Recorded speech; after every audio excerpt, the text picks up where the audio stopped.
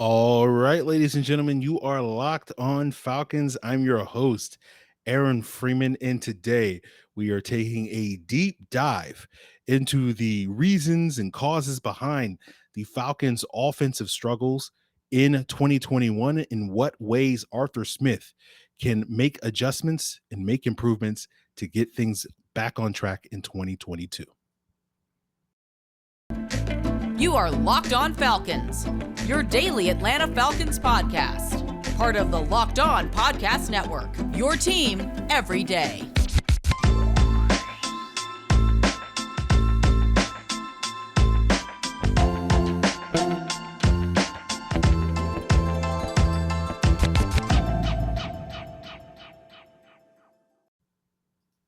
All right, guys, you know me. I'm Aaron Freeman. Been covering the Falcons for many years, formerly at falcfans.com, RIP, still going strong on Twitter at falcfans, and of course, the host of this world-renowned Locked On Falcons podcast, your daily Atlanta Falcons podcast, here as part of the Locked On Sports Atlanta podcast family. And like all Locked On Sports Atlanta shows, Locked On Falcons is free and available on a variety of podcast platforms, including Apple, Odyssey, Google, Spotify, as well as on YouTube. And we thank you for making Locked On Falcons your first listen. If you check us out on YouTube, you get the video version of the podcast the night before the audio drops.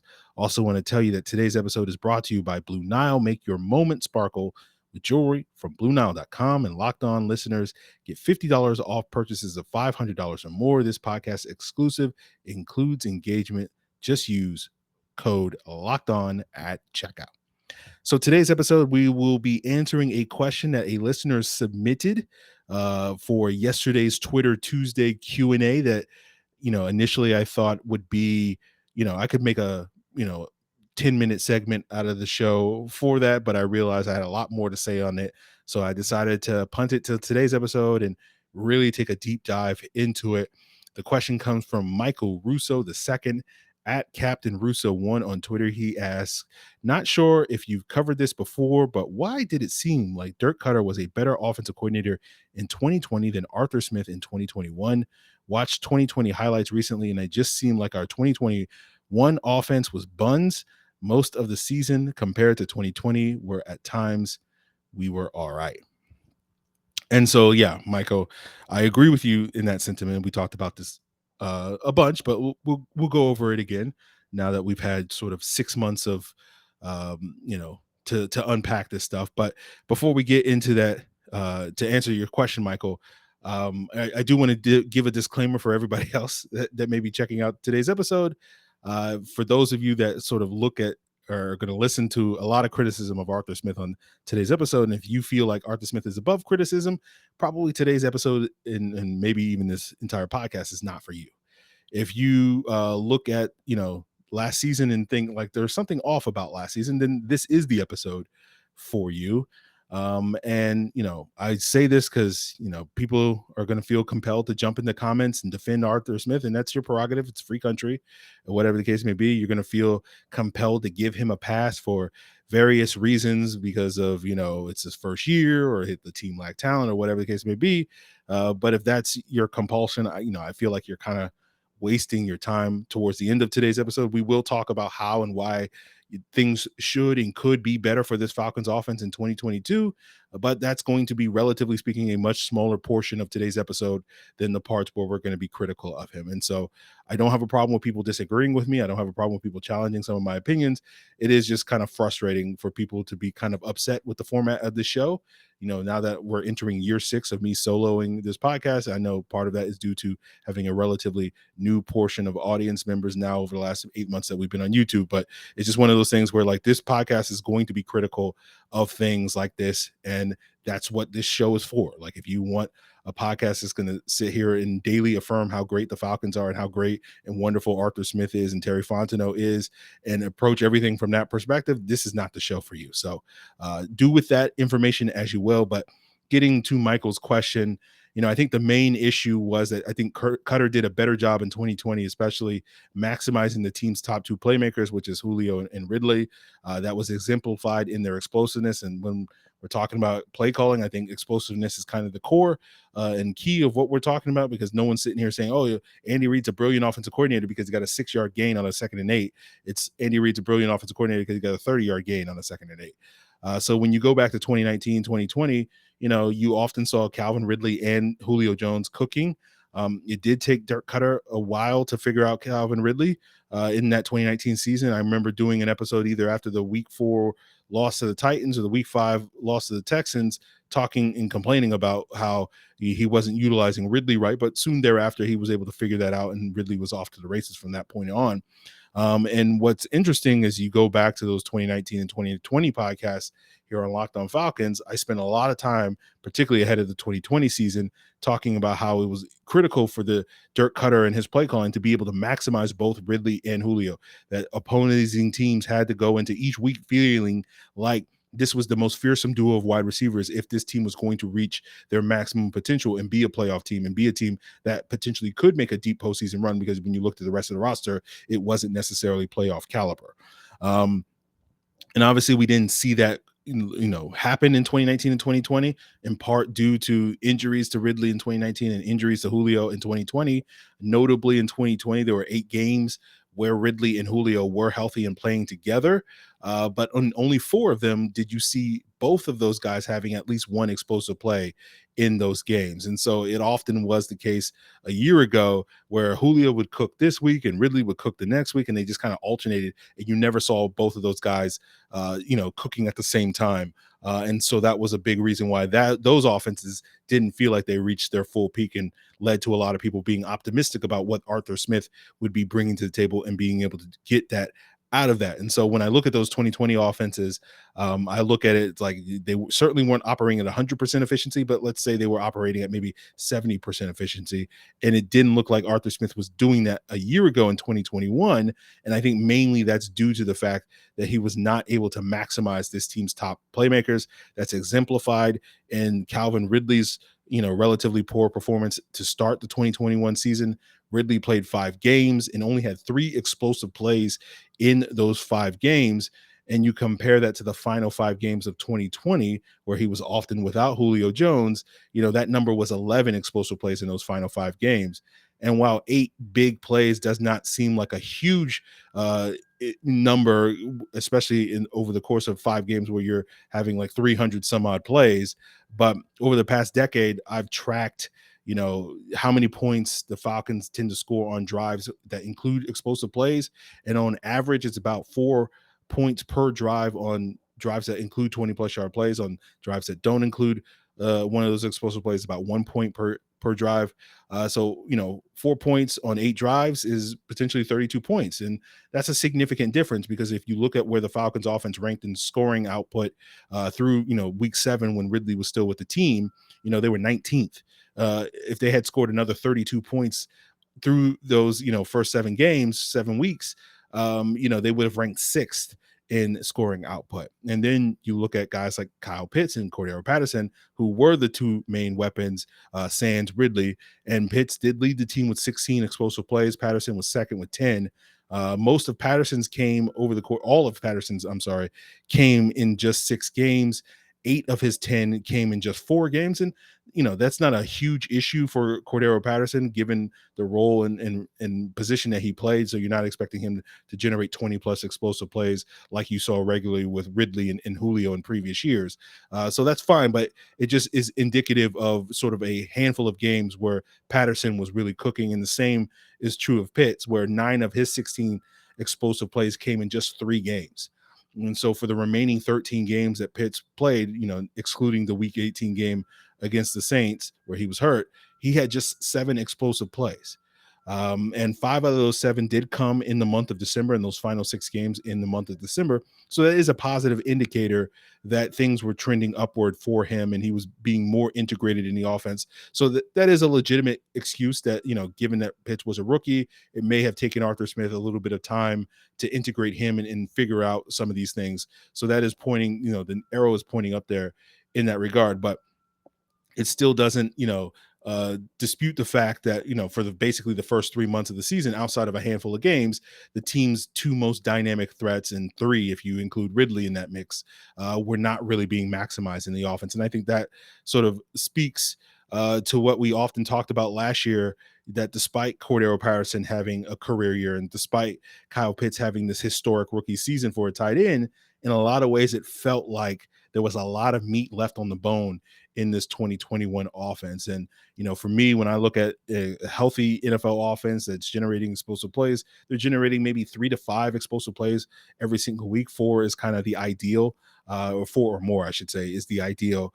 In 2020, there were only 4 games where the Falcons had 2 or less explosive plays, and in no games where they had 0 explosive plays, while in 2021 there were 8 games where they had 2 or less explosive plays and 3 games where they had 0. So when you go back and look at 2019 and 2018 and previous years, you saw numbers comparable to what we saw in 2020 as opposed to 2021. So 2021 was relatively unique in the fact that the Falcons really struggled to generate explosive plays in a large number of their games. And I think a lot of that was due to not having Julio Jones.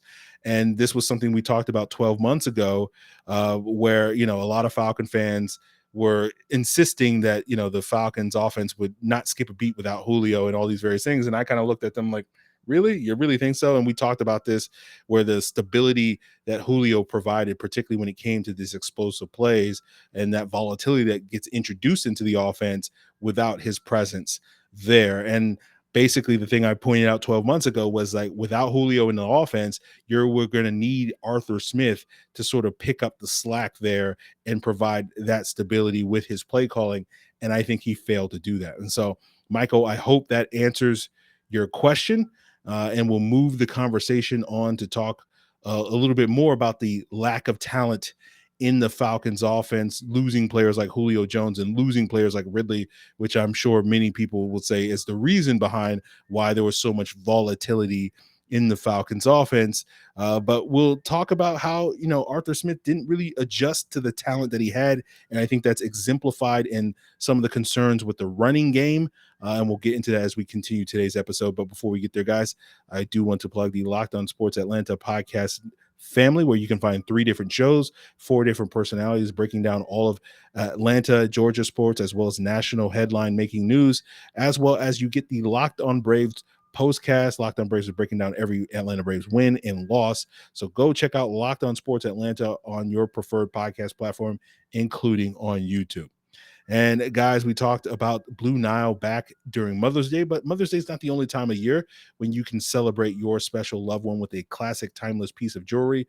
Whether you're looking to pop the question, Blue Nile has these simple online tools to help you choose the shape, size, clarity, and style to handcraft that perfect one-of-a-kind engagement ring for your special someone.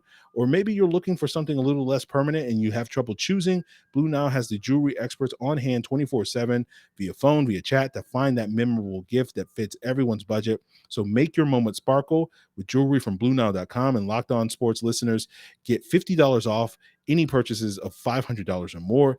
This podcast exclusive includes engagement. Just use promo code Locked On. That's code Locked On. Plus, every order is insured, ships free, and arrives in discreet packaging that won't give away what's inside. So shop stress-free and find your forever piece by going to BlueNile.com today. So, guys, we're talking about running the football now, and running the football is less about play calling and more about execution, right? It's about getting a hat on the hat, and if you do, you're going to have success. If you don't, you're not. So that's not really on Arthur Smith, but I do think there were opportunities for the Falcons to make adjustments with how they ran the football that could have helped their offense. Now, I didn't chart the Falcons run offense throughout the entire season. I kind of started the first, 4 or 5 games, and then, select games where they were having success in the second half of the season. And one of the things I noted charting their rushing attack was that the Falcons essentially had 4 run plays, right? And they run slight variations off of these 4 plays, but it was basically the stretch play, the crack toss play, which are sort of the staples of the outside zone run scheme. There's inside zone and there's duo. Duo is a gap run that's very similar to inside zone, where you're seeing those double teams on those runs between the tackles up the middle and whatnot. Now, they did mix in a little bit of counter, which is another gap run play in the second half of the season. But the core of their run offense was basically stretch, crack toss, inside zone, and duo. And I don't think there's anything inherently wrong with only having a limited, run playbook. And when it comes to the run game, having only 4 plays, I think it's just boils down to if you execute, and the Falcons really weren't great at execute. And this gets back to the analogy that I often have used over the last several months, which is that Arthur Smith is a chef at a restaurant that has a limited menu, only has 5 items on the menu. And for those of you that aren't regular listeners that need a reminder of what that analogy is, it's essentially like Arthur Smith is opening up a restaurant. He is a chef, and they ask him, what are you going to put in your menu? He's like, we're going to have 5 things, 2 appetizers, 2 entrees, and a dessert. We're going to master the fundamentals of cooking these 5 things, and we're not going to expand our menu. We're not going to be exotic. We're just going to have, these 5 things, and we're going to be great at them. People can get the best soup, the best steak, the best, tiramisu, or whatever it is those 5 items are on the menu. And again, I think that's fine if you're executing, that tiramisu at a high level, if you're executing that steak at a high level. And it's also fine when you're in Tennessee, when you have Derrick Henry.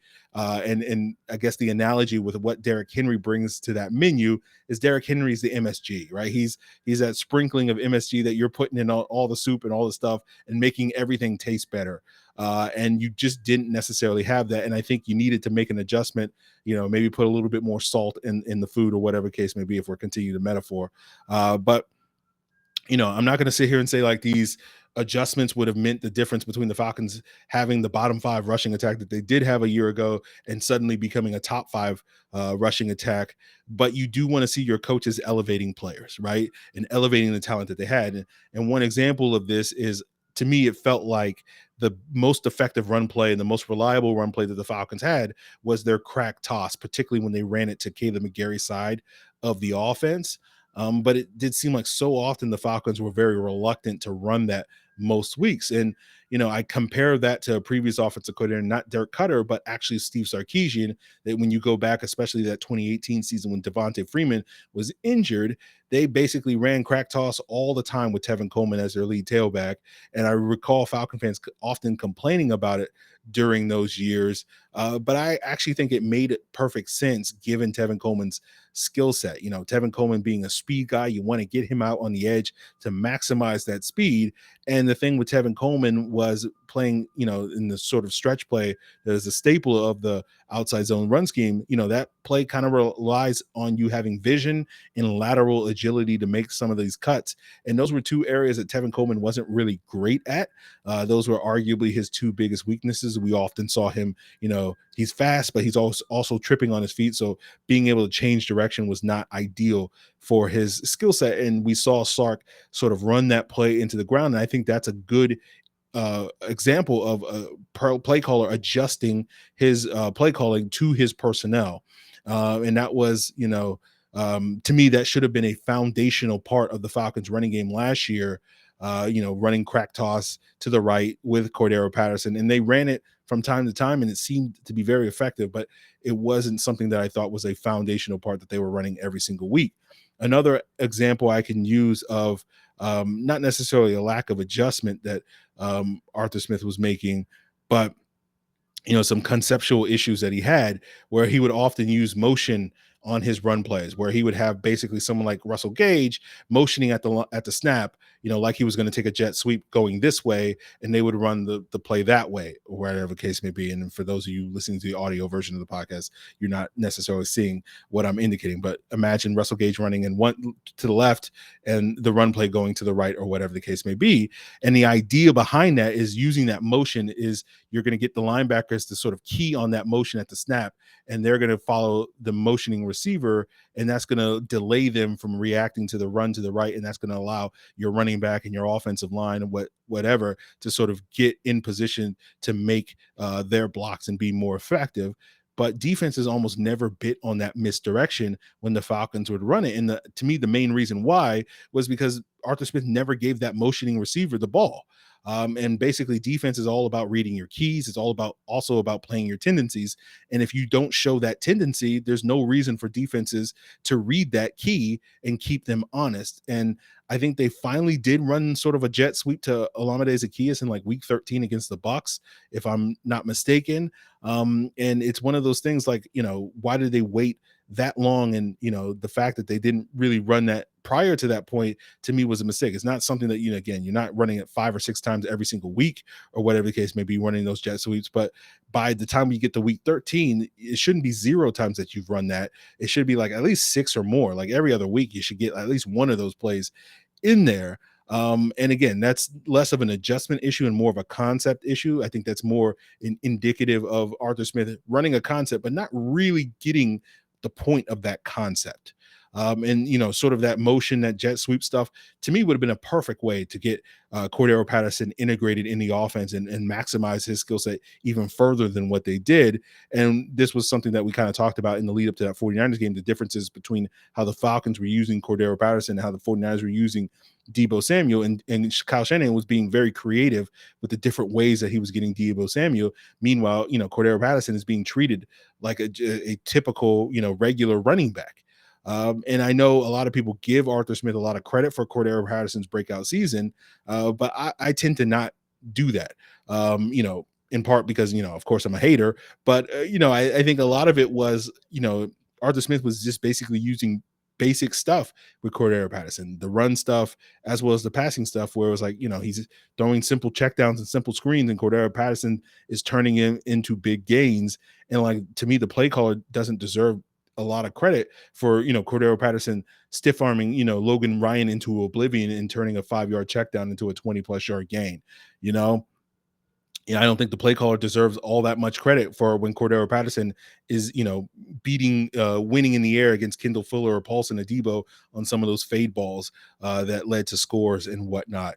I feel like every wide receiver runs those fade routes in this offense. It wasn't something specific that Arthur Smith was cooking up for Cordarrelle Patterson. And so to me, the analogy is like, people want to give Arthur Smith, the chef, credit for, making this delicious meal. But in reality, it's Cordarrelle Patterson's the waiter that's bringing the meal out to the table. And, once he takes it out the kitchen, he's like sprinkling some MSG into the soup or whatever case and bringing it to your meal. And the person's like, oh, this is wonderful. My compliments to the chef or whatever the case may be. But the reality is that the reason why that, meal tastes good is because of Cordarrelle Patterson, sprinkling in, not anything the chef did. So, I know the often used comeback is like, well, if Arthur Smith doesn't deserve credit, how come he was the first guy to figure out how to use them? And it's like, well, yeah, because he had to. Like, he didn't have a choice, right? Like, Josh McDaniels didn't need to dial up a ton of plays for Cordarrelle Patterson because he had Gronk and he had, Julian Edelman and all these other factors. Norv Turner didn't have to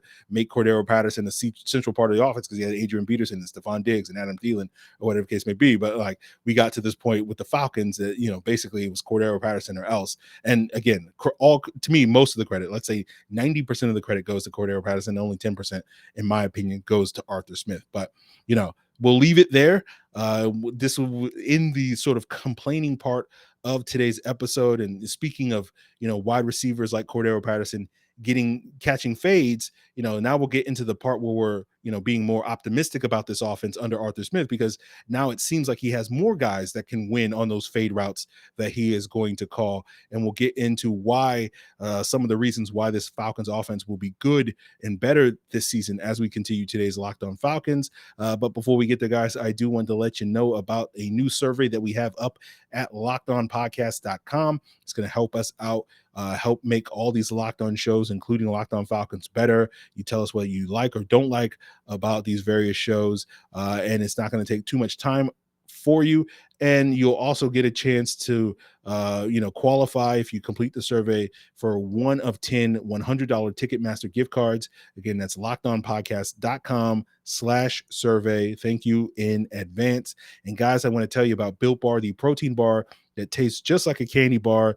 Built Bar is even better than a candy bar because Built Bars not only taste good, they're good for you. They're low in sugar, low in calories, low in carbs, high in protein, high in fiber. Built Bar has brought back their caramel brownie flavor. That's that chewy chocolatey goodness. It's a dessert that has 130 calories, 17 grams of protein, only 4 grams of sugar, and it's in fact better than any dessert that you've ever had. So caramel brownie is promised to rock your world. So go ahead, try it, or find your other favorite flavors by heading over to built.com. And when you do, use the promo code LOCKED15 and you'll get 15% off your order. Again, that's promo code LOCKED15, LOCKED15 for 15% off at built.com. So, a lot of why I'm criticizing Arthur Smith is because, I feel like a big talking point for him when he first took the job here in Atlanta was, he's like, I'm going to adjust my offense to fit this Falcons personnel. And I think he failed to do that. And I don't think he deserves to get a pass for that, right? Like, essentially, he's breaking a promise, right? And so, like, I'm not going to, pass the buck when it comes to that. But, excuse me, one of the things that I often discussed last year with Smith was, when he took the job, and one of my biggest concerns with him as a play caller was how much of his success was, Derrick Henry being Derrick Henry and AJ Brown being AJ Brown. And from what I saw, a lot of his success in Tennessee was that, because that's kind of the offense that he ran. And the sort of basic offense that really relied on the Cordarrelle Pattersons and the Kyle Pitts of the world to basically elevate his play calling, just like Derrick Henry and AJ Brown, I think, often elevated his play calling. But I think the good thing about this offseason and the moves that the additions that the Falcons have made is that he's now got his guys, right? Calvin Ridley wasn't, the dig route was one of his worst routes. And so asking him to do that sort of stuff was not great. But asking Drake London and Bryan Edwards to run that stuff, to me, makes a lot more sense. And one of the things I often said was, basically the outside receivers, all they do is run digs and fades, right? And what do Drake London and Bryan Edwards do best? Certainly fades, those contested catches on those vertical routes down the field. Whether those guys can sort of maximize the amount of digs that Arthur Smith likes to run remains to be seen. And for those of you that don't know what a dig is, it's basically an in-breaking route, an intermediate in-breaking route. And, we saw AJ Brown, we've seen Julio Jones catch a million of those and turn them upfield and turn them into big plays, in turning those 12-yard digs into, 40-yard gains and whatever the case may be. London didn't do a ton of that at USC as their sort of X receiver last year. Bryan Edwards did, some of that in Las Vegas last year, playing the X role. And theoretically, they should be very good at that, given their physical running style, and how good they are after the catch. And so you're hoping to see more of those 12-yard digs turn into explosive plays. Now, I still am skeptical on whether or not those guys can be as good running those digs as AJ Brown was running those digs when he was arguably one of the most dynamic and explosive wide receivers in the league for the last 2 years. And, you look at some of the data from, Football Outsiders looking at the dig route, and he was like, really outclassing everybody. It was like him and Julio were like 1 and 2 in some of those years.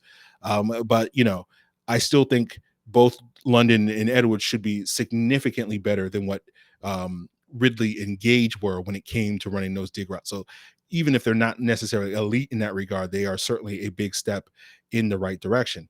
Now, when you look at the running game, I still think the Falcons are going to still be heavily reliant on their running game to sort of protect their offensive line, on early downs and prevent this offensive line and some of the concerns we have for this unit getting into some third and longs. Arthur Smith has already indicated that that's one of the ways that he's hoping to make the offensive line look better with his play calling and not putting them in positions to fail by getting them into 3rd and 8s and 3rd and 10s and whatever the case may be.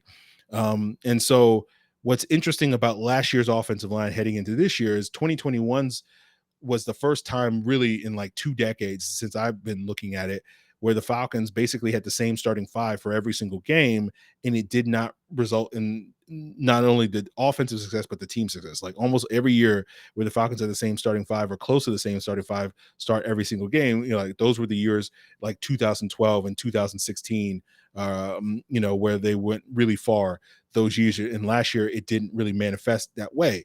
And so if you want to sort of make the case for why it makes sense for the Falcons to run it back with the same starting five, which has been a point of criticism that we've often leveled here on Locked On Falcons and elsewhere.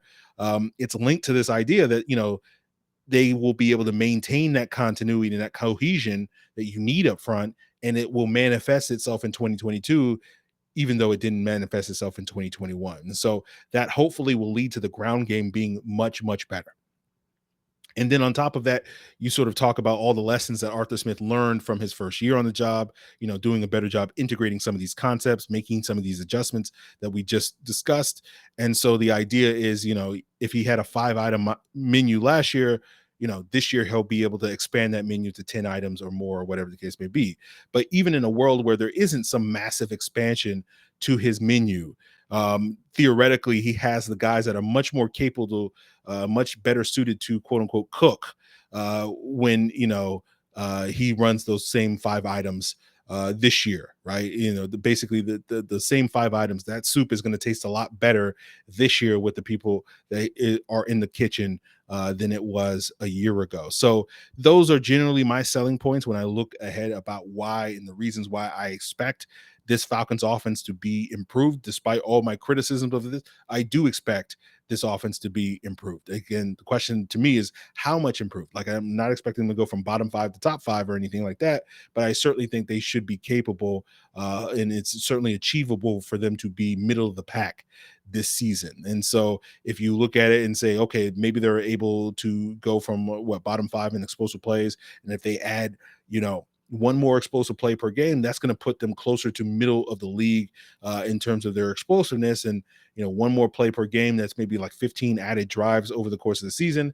That results in 60 points. That's the difference between going from 26th in scoring a year ago to 19th in scoring this upcoming season. And we haven't even really gotten into the red zone issues. And again, I think some of the struggles that they had and the reasons why they were 24th in red zone was in part due to Arthur Smith's, vanilla play calling when it came to that, which was something that he was known for being acceptable and exceptional at, in Tennessee. So hopefully if they're even league average there, that will also spark some significant improvement for the Falcons, let alone being the top 10 red zone offenses that they were in Tennessee. And I think a lot of that was owed to, Derrick Henry's running ability, but certainly they should be much better than 24th this upcoming season. So I sit here thinking it's more than fair to criticize his shortcomings, his failures from last year, but I don't think it's the final word on him as a play caller. I think this year is really when we find out what Arthur Smith is as a play caller, as a head coach. Like I said, the thing often on this podcast, that we don't know if he's good, right? Like I think a lot of people operate under the assumption that he's good. I don't operate on an assumption. I think this year we will find out if he's good. And because I just don't think there's going to be any more excuses that he doesn't have his guys, or at least that excuse will not be able to use. And now I think the issue he's going to run into is he's going to be heavily reliant on a number of rookies and a number of new faces on offense. And I think that's still going to lead to some growing pains this upcoming season, which is why I'm not expecting, a complete, massive upgrade and suddenly this is one of the best offenses in the league or anything like that. But I think as those guys grow and develop, we will see things, a little bit more cohesion for this unit. But I do think, all that being said, this is still ultimately a make break year for him. And the question is going to be, what conversations are we having 6 months from now? Are we still going to be talking about the lack of adjustments? Are we going to be talking about the lack of creativity, talking about his inability to get guys like Pitts and Patterson and London and Edwards and whoever else, heavily involved in this offense? Are we still talking about, man, this guy still only has 5 items on his menu, right? If we're still having these same conversations 6 months from now, that's going to be, to say the least, very problematic for this team moving forward into the future.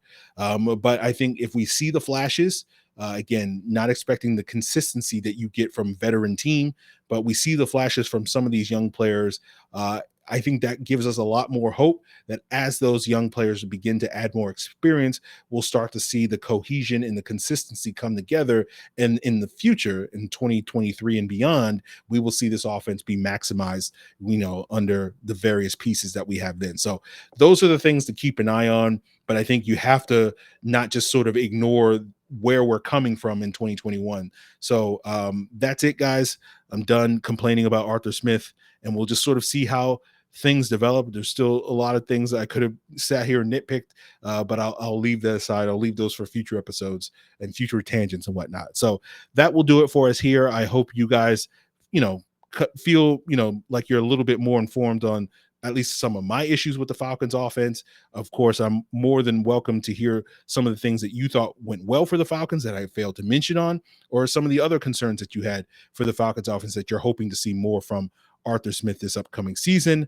And as you leave a comment or hit me up on Twitter at Locked On Falcons, or send an email to lockedonfalcons@mail.com. We thank you guys for making Locked On Falcons your first listen. Check out Locked On Sports Atlanta as your second listen, Locked On Braves, Locked On Hawks, whatever the case may be, Locked On Bulldogs, or you can check out Locked On NFL if you want to get the lowdown on all the latest going on in the NFL. There's a whole lot of stuff going on with Deshaun Watson. And if you're the type of person that's wondering, how much of a bullet the Falcons dodged, with that regard, go check out Locked On Browns, Locked On NFL. We'll certainly have you covered for a lot of that stuff. So you can find all those podcasts on your preferred podcast platform. Guys, I appreciate it. Tomorrow, we will probably wind up answering more of the listener questions. That will give me another day to finalize my D'Angelo Malone film study, and we should be able to wrap up the week with the scouting report on D'Angelo Malone for tomorrow's episode. So, guys, I really do appreciate it. Till then.